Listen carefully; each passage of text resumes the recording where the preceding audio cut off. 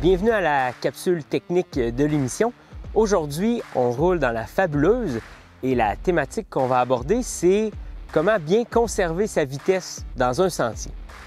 Donc la Fabuleuse, c'est un sentier qu'on appelle flow, donc un sentier avec beaucoup de flow.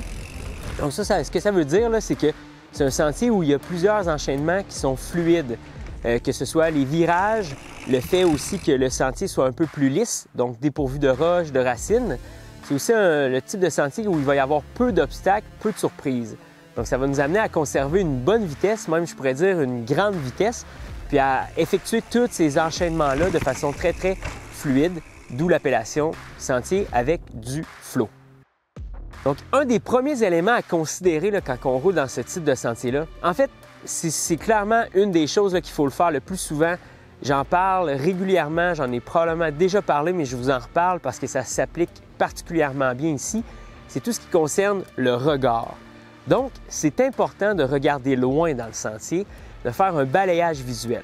Donc, ce que ça veut dire, c'est que oui, on va regarder loin, mais il ne faut pas fixer constamment un point qui est éloigné. C'est normal de venir regarder un petit peu plus près de sa roue avant. Il ne faut juste pas garder le fixe à cet endroit-là et relever les yeux un peu plus loin dans le sentier. Donc, d'où l'expression faire un balayage visuel. Vous pourriez voir l'image de regarder des Jonathan dans le sentier. Donc, essayez de regarder le plus loin où vous êtes capable de voir dans le sentier. C'est ce que ça veut dire. Regarder loin, ça ne veut pas nécessairement faire référence à traverser la forêt, les arbres, puis regarder au-delà du monde. Non, c'est de regarder jusqu'où on est capable de voir dans un sentier. Donc, des fois, on a une ligne droite, c'est facile. Des fois, il y a plusieurs enchaînements de virages, mais on est quand même capable de voir à travers ces virages-là. Ou des fois, quand il y a des grands virages avec des grands rayons de courbure, on est capable de tourner la tête, puis à ce moment-là, de venir voir à travers les arbres qu'est-ce qui peut s'en venir au bas du virage ou à la sortie du virage.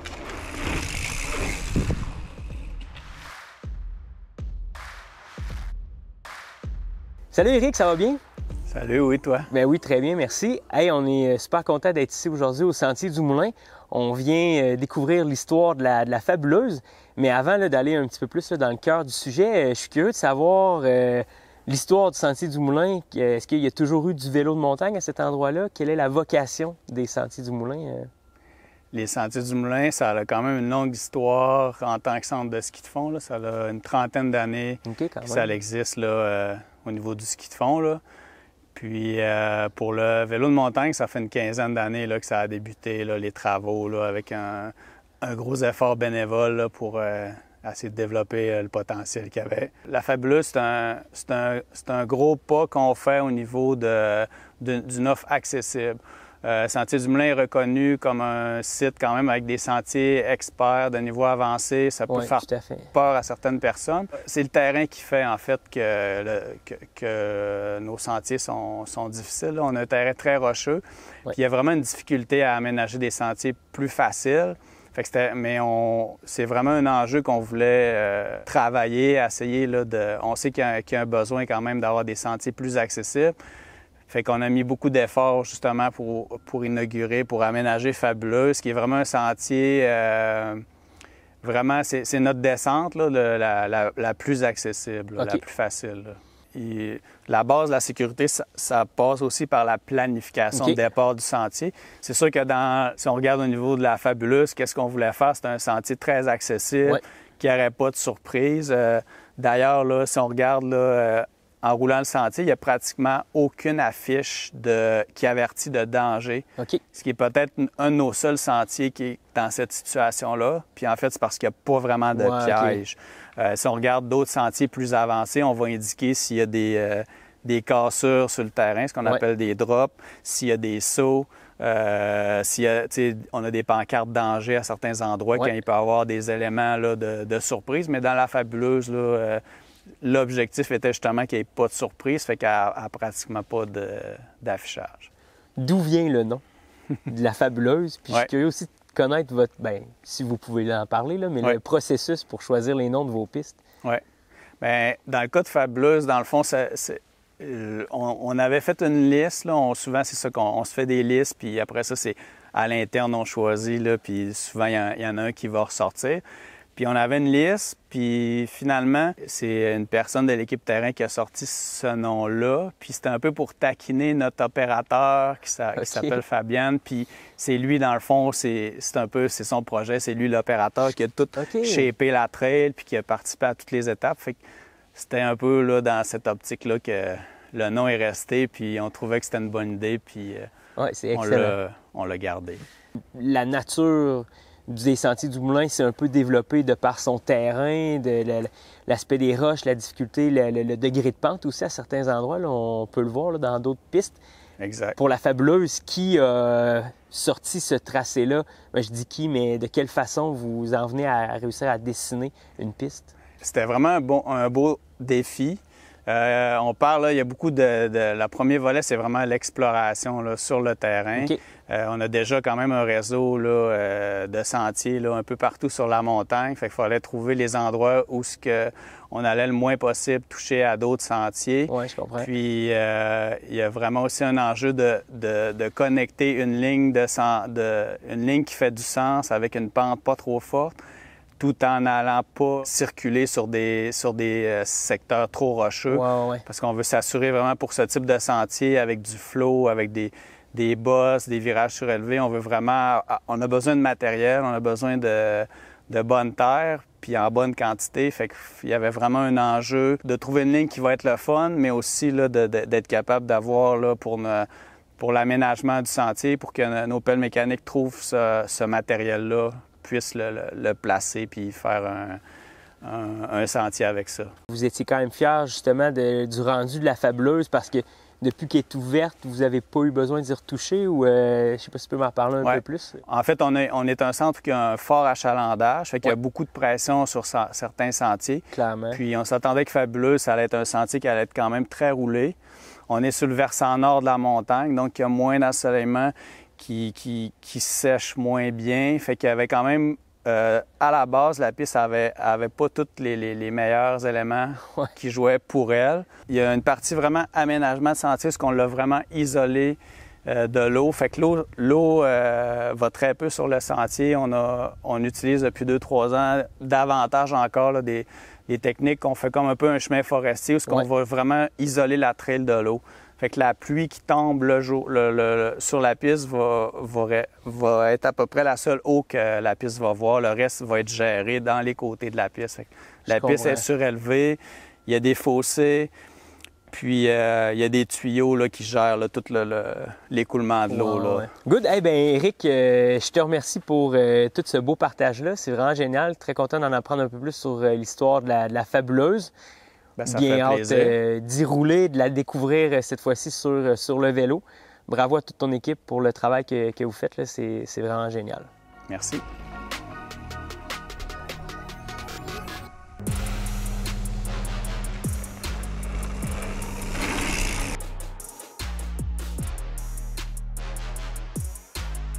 Le second point à considérer quand on fait référence à conserver sa vitesse, c'est d'éviter de faire un freinage excessif. Ce que je veux dire par là, c'est que comme on le disait, on peut aller très, très rapidement dans ces sentiers-là, dans ce type de sentier-là. Et des fois, à la barre d'un virage, on va avoir tendance à freiner beaucoup parce qu'on sent qu'on va très rapidement. Donc, c'est bien de faire ce freinage-là pour entrer en contrôle dans le virage. Ceci dit, si on freine trop, bien, ça va demander une plus grande accélération à la sortie du virage pour reprendre la vitesse de déplacement dans laquelle on avait beaucoup de plaisir, dans laquelle on était confortable. Donc, l'idée, là, c'est de freiner juste assez pour aborder le virage, puis s'économiser le plus possible. Un autre bon atout à considérer là, dans un sentier avec beaucoup de flow, c'est de pomper le terrain. En plus de vous aider à conserver votre vitesse, ça peut même vous aider à en gagner de la vitesse. Donc, des fois, là, il y a des enchaînements de bosses qui peuvent se pomper, comme dans une pump track, donc où on va avoir un moment là, de compression puis d'extension pour essayer de gagner de la vitesse. Des fois, la bosse peut être isolée. Ou si vous avez l'œil aiguisé, des fois, on peut utiliser des roches qui sont un peu arrondies dans le sentier ou l'entrée d'une petite slab, une petite descente de roche, donc où on est capable de pousser le vélo puis de gagner de la vitesse. Donc, en utilisant le terrain à votre avantage, en plus de conserver votre vitesse, bien, ça va vous aider à en gagner, donc à accélérer. L'autre chose par rapport à ça, c'est que des fois, les gens vont voir un peu arriver les bosses puis vont être un petit peu plus craintifs. Donc, ils pourraient avoir tendance à ralentir avant ces bosses-là par peur de manquer la manœuvre. Donc, des fois, faites-vous juste confiance de pas trop ralentir, mais de plutôt les aborder donc dans une belle position d'attaque puis de faire un beau mouvement de pompage. Ça va vous aider à absorber le terrain plutôt que ce soit un obstacle pour vous, bien, vous allez l'utiliser à votre avantage.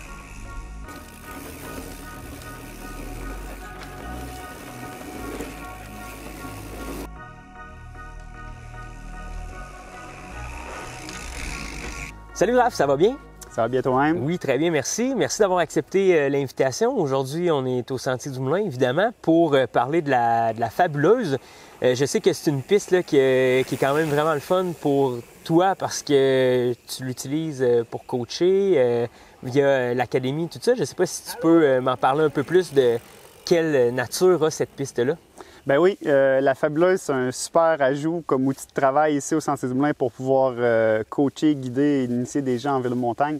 Alors, c'est vraiment une piste là, qui fait le pont entre la RAF puis les sentiers intermédiaires, par exemple, comme la Maelstrom ou la Super G. Donc, c'est un sentier plutôt débutant qui ouvre un monde de possibilités pour le sommet 1, là, de pouvoir se rendre au sommet par la Ravage ou la Ravage Nord. Ouais. Puis on peut amener les gens plus loin dans la montagne, plus loin dans les sentiers. Puis c'est une piste là, qui n'a pas de piège, qui est bien faite, où on profite vraiment de chaque mètre qu'on a monté. Là, on en profite pour descendre. Donc on ne descend pas trop vite dans la montagne. Il y a une grande vitesse, mais on freine très peu dans cette piste-là. Donc beaucoup de virages inclinés, les bosses sont bien faites, il y a très peu de rochers de racines. C'est super.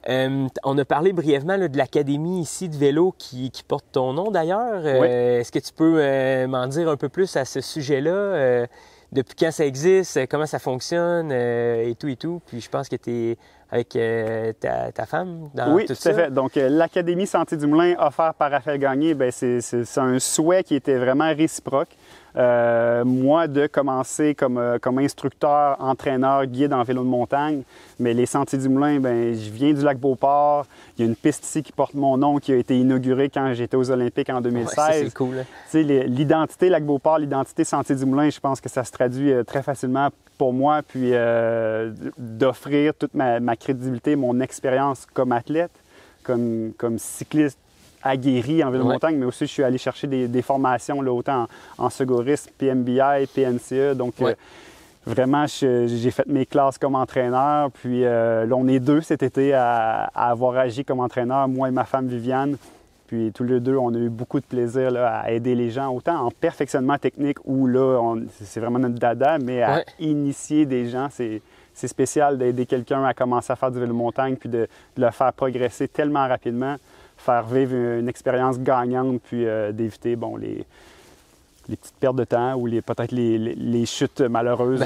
Quelqu'un qui débute puis une mauvaise expérience la première fois, ça peut être difficile de revenir. Hey, merci Raph pour ces très bons conseils.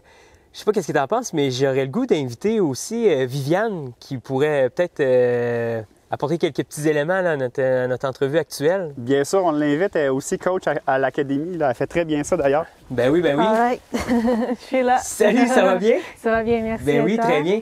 Raph en parlait un peu tout à l'heure, déjà participé aux Olympiques. Toi aussi, tu as un bon passé, en fait, actuel aussi, d'athlète puis de côté professionnel du vélo. Définitivement. Bon, moi, j'étais athlète professionnel de vélo de montagne. J'ai fait plusieurs courses professionnelles de Coupe du Monde, de Championnat du Monde, autant de cross-country olympique comme de marathon aussi. J'étais championne brésilienne 2 fois. Bravo d'ailleurs pour ça. Merci.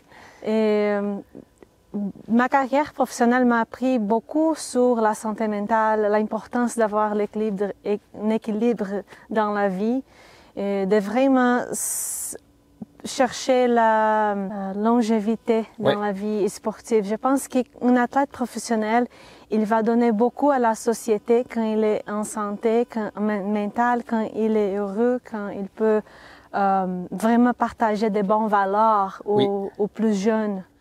Et ici, au Lac-Beauport, on est vraiment dans une ville qui est une usine d'athlètes professionnels d'autres performances, pas juste des vélos de montagne comme Raph et d'autres athlètes vraiment jeunes qui s'en viennent, mais aussi d'autres sports.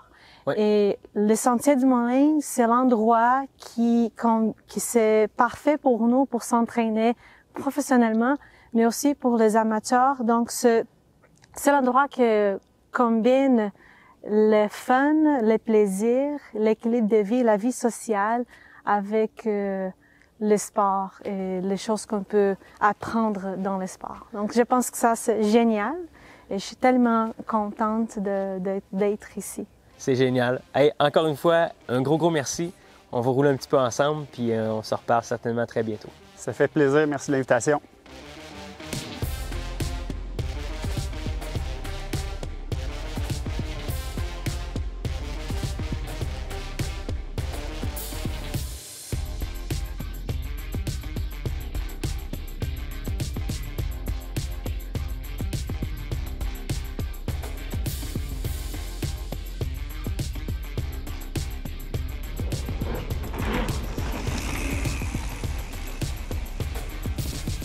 Donc, on parle de vitesse, hein, on parlait de freinage et de regagner la vitesse après, mais c'est important aussi de penser à ses vitesses sur son vélo, donc d'être à une vitesse qui est correcte par rapport à la vitesse de déplacement. Donc, il y a la vitesse de déplacement, puis il y a la vitesse sur l'embrayage du vélo.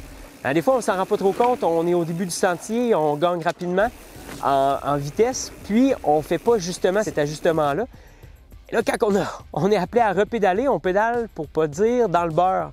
Donc, c'est important de toujours penser à ajouter les vitesses nécessaires pour que lorsqu'il y aura une reprise, on ne pédale pas dans le vide puis qu'on soit capable de réaccélérer au besoin. À l'inverse, des fois, on s'emballe un peu, hein, on est à grande vitesse, on met des grosses vitesses à l'arrière, plus difficiles. Puis là, quand on arrive dans une portion du sentier qui nous amène à ralentir un peu plus, puis là qu'on doit se réélancer dans le sentier, bien là, on est sur une vitesse très difficile, très grosse, puis bien, ça ne se fait pas aussi spontanément que ça devrait l'être. Donc, toujours dans l'optique de bien conserver sa vitesse dans le sentier, on veut être sur la bonne vitesse qui va nous permettre d'avoir une cadence idéale par rapport à notre vitesse de déplacement. Finalement, pour un peu conclure là, toutes les petites astuces que je vous donne dans l'optique de conserver le maximum de vitesse dans une piste là, très flowy, restez concentré.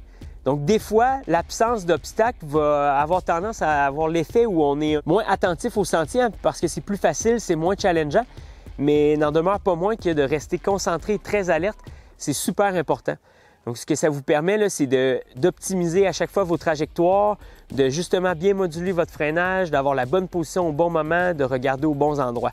Vous voyez que c'est un élément qui lie un peu toutes les autres que j'ai précédemment nommées.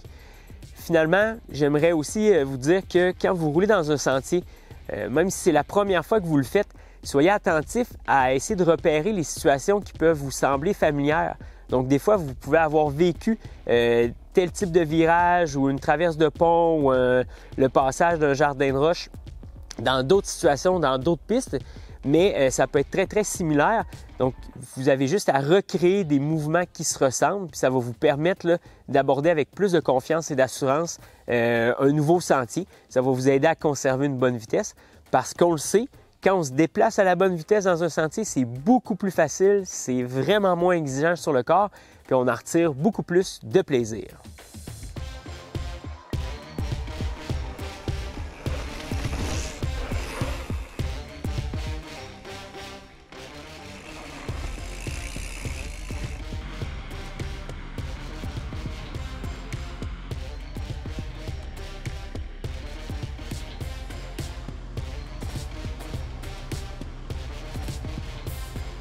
Salut Bastien, comment ça va? Ça va bien, toi? Ça va super bien, merci. Je sais que tu n'as pas travaillé spécifiquement dans la Fabuleuse, la piste qu'on explore aujourd'hui. Ouais. Mais selon toi, là, quels ont été les avantages d'y aller avec une pelle mécanique dans ce genre de sentier-là pour en faire l'aménagement, la construire? Une des grosses améliorations qui se font, là, puis pour le futur aussi des Sentiers du Moulin, c'est la gestion de l'eau. OK. Puis aussi, c'est quelque chose qui va être de plus en plus récurrent. Comme cet été, on a eu beaucoup de coups d'eau. Ouais. Donc, beaucoup d'eau en peu de temps, ce qui va créer là, un lessivage là, de toute le sentier en tant que tel, là, le minerai, tout ça. Donc, on fait ce qui est très utile avec les pelles, c'est d'être capable de faire des drainages, de faire des fossés en tant que tel, OK. comme un chemin de ville ou un chemin d'accès forestier. Ouais. Puis ça, c'est vraiment quelque chose que manuellement, c'est assez difficile de faire parce qu'il faut passer à travers les racines de surface, bouger des grosses roches, tandis qu'avec la pelle, ça, c'est un bon gain. Puis la pelle aussi, ce qu'elle va amener dans Fabuleuse, c'est que la quantité de matériel sec, le bon minerai que tu veux pour du gold. Ouais, la fameuse gold. Yes, que tu as dans le sentier, est assez épais qu'à chaque année, tu vas pouvoir te permettre d'aller racler un peu. OK. Tu sais, avec l'hiver et tout ça, le gel des gels, ça va bouger les roches. Puis tout ça, tu vas t'en avoir pour un bon moment d'entretien possible avant de retomber là, au niveau d'avant, si je peux dire. Je comprends. D'être complètement lessivé puis d'avoir un dallo. OK, c'est intéressant. Puis il y a toujours un passage après avec l'équipe de pâte, l'équipe manuelle. qui était. Fait que c'est ça, les pelles, finalement, les pelles mécaniques, ça aide à sauver, comme tu disais, là, du travail de bras, tout ça, mais ça n'empêche pas que ça prend des personnes qui vont travailler physiquement. Ah, c'est ultime. Là. À chaque fois que tu vois une pelle, il y a une équipe manuelle en arrière là, qui va faire les derniers touch-ups au râteau, à la pelle. Cool. Puis, Good, eh bien, merci beaucoup pour tout ce beau partage. C'est vraiment excellent, très intéressant d'en apprendre un peu plus là, sur le rôle d'opérateur de pelle, mais aussi de superviseur de tout ce qui est la maintenance, l'aménagement des sentiers. Yes. Merci, Bastien, pour ton temps. Merci à toi.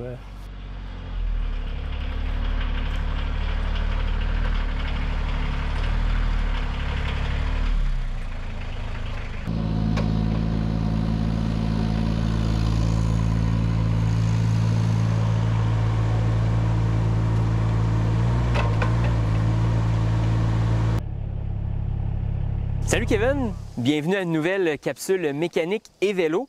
Toujours aussi heureux de t'accueillir parmi nous à Histoire de Sentier. Aujourd'hui, j'aimerais que tu me parles spécifiquement de l'ajustement des vitesses, mais en fait plus précisément du système de transmission du vélo. Là, je fais ici référence dérailleur, cassette, pédalier et aussi la manette.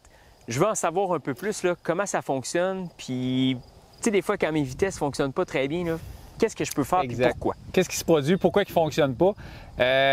On va juste faire un petit résumé en fait, des morceaux, juste qu'on comprenne bien quoi est quoi en fait. Décortiquons l'anatomie de exact, l'anatomie du vélo. La chaîne, comme c'est ici, quand on parle du bloc gear en arrière, on appelle ça la cassette.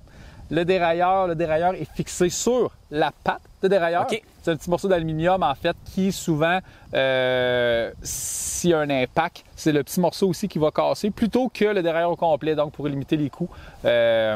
Souvent, c'est le petit morceau qui est ici va se briser plutôt que lui. Fait que lui est attaché au cadre. Qui est attaché au cadre. À celui-ci s'attache le dérailleur. C'est exact. C'est en plein ça. Pédalier. Un modèle comme ça, ici, on a deux plateaux en avant, donc une gear un petit peu plus grosse pour aller en plus haute vitesse, une gear plus petite, le plateau plus petit qui va nous permettre de monter des côtes beaucoup plus abruptes, et le derrière avant. OK, super. Si on parle, exemple, pour les vitesses en arrière, comme ça, c'est un vélo, dans le fond, c'est un vélo de 18 vitesses, on a deux plateaux en avant, on a 9 gears en arrière, ce qui nous fait 18 vitesses. Pour comprendre le fonctionnement mécanique du dérailleur, en fait, dans le fond, on a deux boutons. On a le bouton qui va nous amener à la 9e vitesse et on a un bouton qui va nous emmener en première vitesse. D'accord.